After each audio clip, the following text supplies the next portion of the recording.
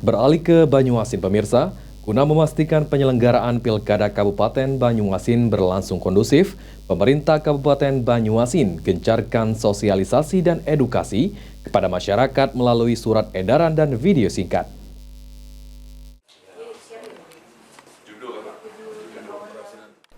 Tahapan Pilkada serentak di Kabupaten Banyuasin saat ini memasuki penyelenggaraan kampanye pasangan calon. Selain itu, debat publik Pilkada pertama telah digelar dan berlangsung kondusif. Hal itu disampaikan oleh PJ Bupati Banyuasin pada kunjungan ke PAL TV sebagai narasumber program Halo Palembang.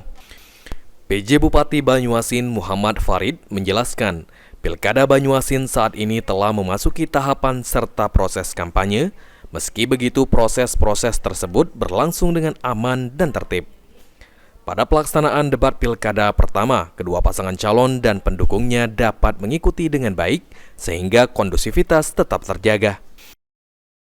Banyuasin saat ini sudah memasuki tahapan-tahapan proses kampanye ya saat ini, dan alhamdulillah sudah dipantau kondisi aman, tertib ya.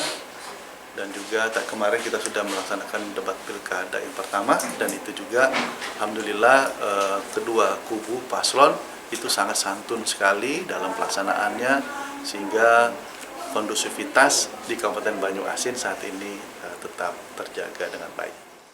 Ditambahkan Muhammad Farid, untuk menjaga kondusivitas pemerintah Kabupaten Banyuasin gencarkan sosialisasi serta memberikan edukasi kepada masyarakat melalui surat edaran dan video singkat.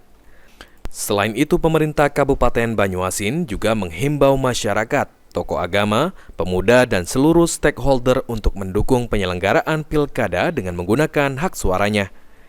Ilham Wahyudi, PAL TV.